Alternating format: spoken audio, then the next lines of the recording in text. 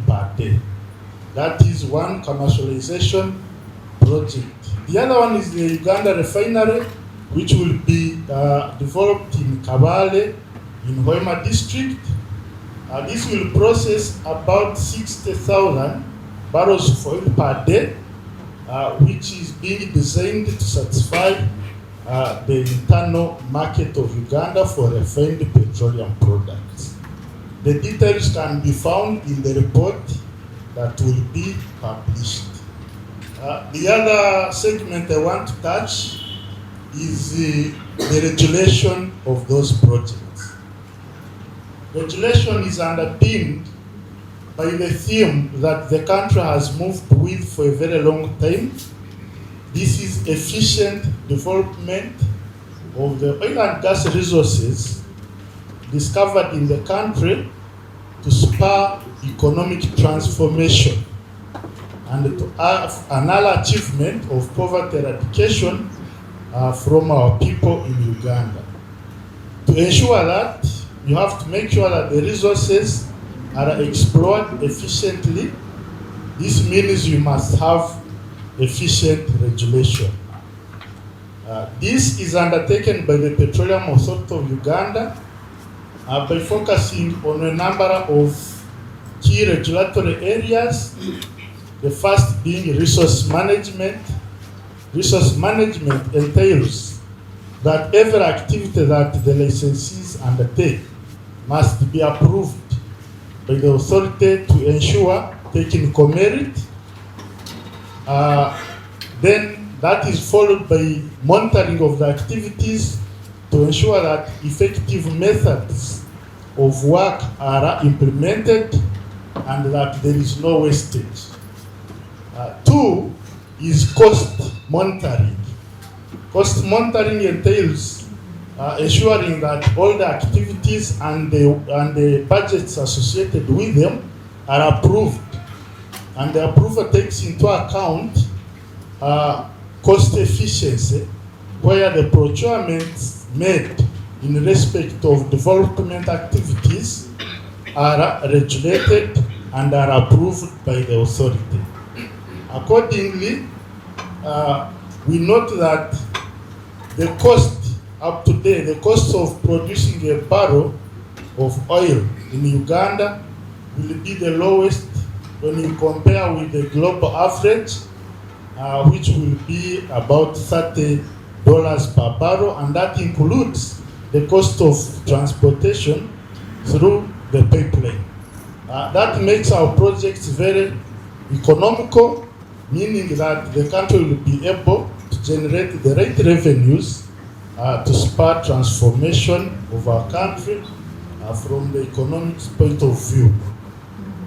The other area of regulation is national content, and the objective is to ensure that national content are achieved, namely employment of Ugandans and use of locally available goods and services during petroleum operations. As we speak now, about 22,000 jobs have been created in country, and about 85% of Ugandans are occupying those jobs.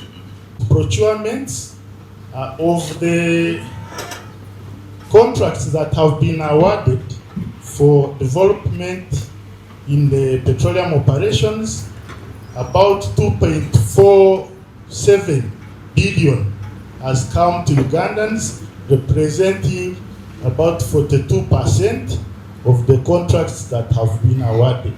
Another area of interest in regulation is the environment, as well as social and other aspects. Those are usually looked after by ensuring that before companies do any work, they have to undertake an environmental and social impact assessment, which comes up with recommendations and mitigation measures for any issues that have been identified as detrimental to our environment and the people. So the rules are followed because we have a robust legal framework for environmental management as well as social management. There's over-regulation, which I will not go into, but I thought those are key in terms of efficient stewardship of the oil and gas sector as far as national transformation is concerned. I thank you very much for listening, and thank you, Edwin, for the question. Members of the media, the fourth estate. Dr. Binum Chaisman, Executive Director, Coach, and a member of the MSG. Citizens should be represented because extractives belong to all the citizens of Uganda. And the extractive sector normally is a sector that can easily suffer elite capture or political capture by those in positions of leadership, and could exclude the citizens. That's why it is important that the civil society, the role of civil society in democratic society is to amplify the voices of those that are voiceless, and those are the citizens, but also to hold those that are in power accountable, because power is a delegative role. You work on behalf of the citizens, but if there is no one to check you, power can also be corruptive. Therefore, the role of citizens to continuously touch or hold those in positions of authority to account to the citizens that they represent. But also the extractives, the story of extractives elsewhere in the world has been both success and failure.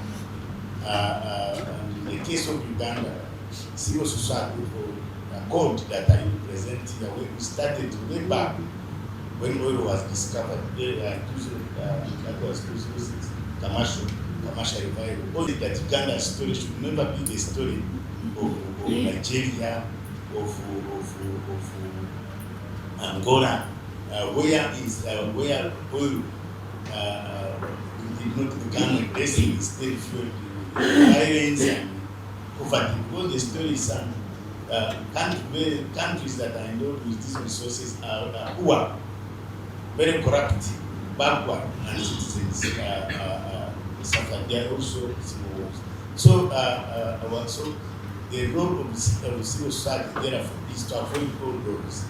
And so we started advising government, and I'm grateful to the government of Uganda for putting in place legal policy framework, very early institutional framework, very early training people. I don't know Mr. Irumba, very early to prepare for this industry.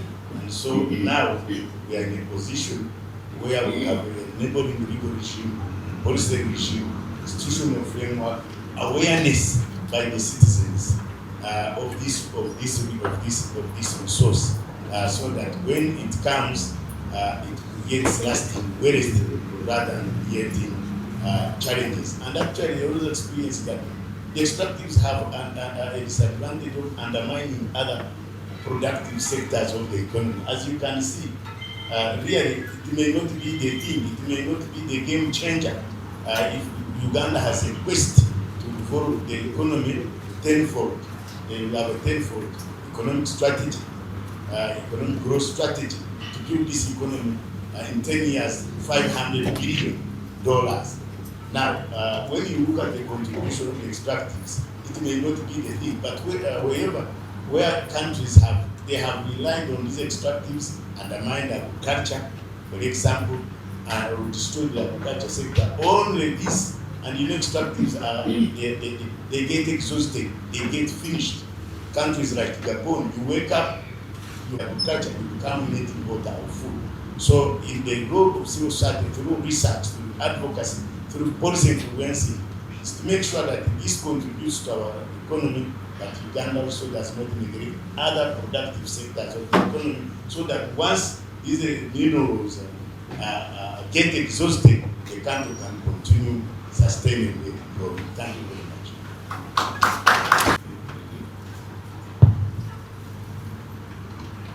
Thank you so much. Good morning. I'm called, my name is Margaret Lomonya. I'm a representative of SNG member from Karamoja. I represent Karamoja Women Umbrella, and I'm glad to be one of the people of SMGs because Karamoja is also one of the region having a lot of minerals, and which we find is our daily kind of honey, life honey in Karamoja. So when the question was posed to me as an indigenous person or as a community woman, I looked at being a member of SMG. I have learned a lot in EITI of our involvement as women through timely accurate management, accessibility of information of about resources being managed in the country as an ordinary citizen. We find out that we know almost everything that now EITI is doing in the country for an ordinary person like me, a woman, or the last person we look at.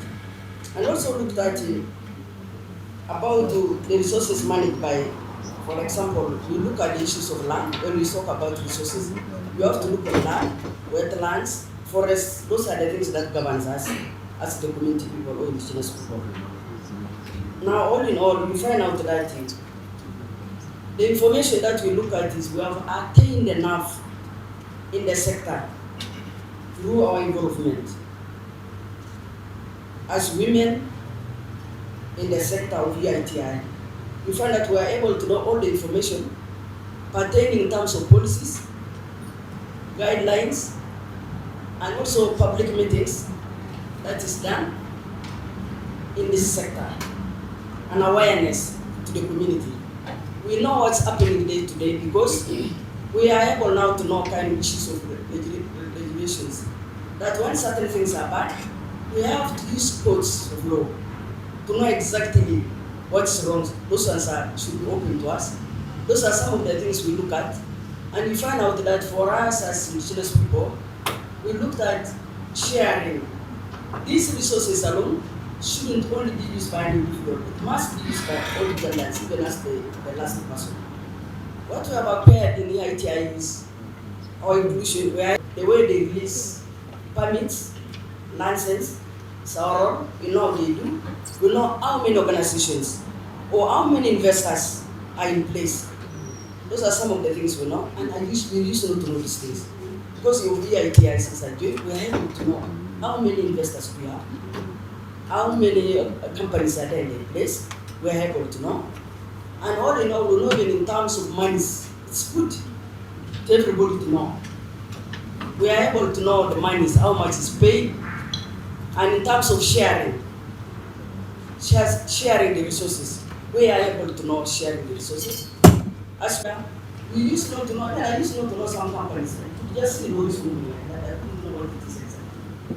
But now since we joined, since we are given this space, we are able to know.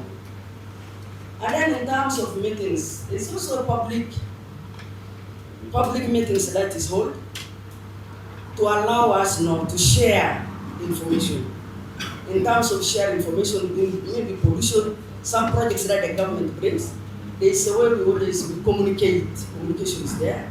We sit with the government officials, we agree and come as one person to agree what it is. Because the government alone cannot decide things without us. There's sharing always with the community. We share, we have meetings, we agree on which project is where. There's where sometimes the government can disagree and say this project can be here because we have the things like wetlands, we have forests in terms of the resources. Or we have forests, we have land, and then wetlands. Because I think the government cannot sometimes accept, or maybe the community sometimes cannot accept, someone to put something, or maybe a factory in the wetland, when it's not supposed to be good. There's where we also disagree sometimes and say, how can this thing be? But we do meetings, public meetings are there for us to know that we are inclusion, our inclusion into the process is done. We always undergo these meetings, and also the CSO we are in. We tell the communities on issues of governance, on how things are done in the extract industry. What's going on in the extract industry? It has opened a mind of an ordinary woman or an ordinary Ugandan citizen. We know what it is. These things now are not done individually to benefit individual person. It's now benefiting the entire country or the entire citizens of Uganda. That's the only benefit one person. It's now the resource now benefits everybody because we know it's done. We have meetings with our donors also. We sometimes sit with them. We share all these things and come to a common goal and see how we can understand ourselves.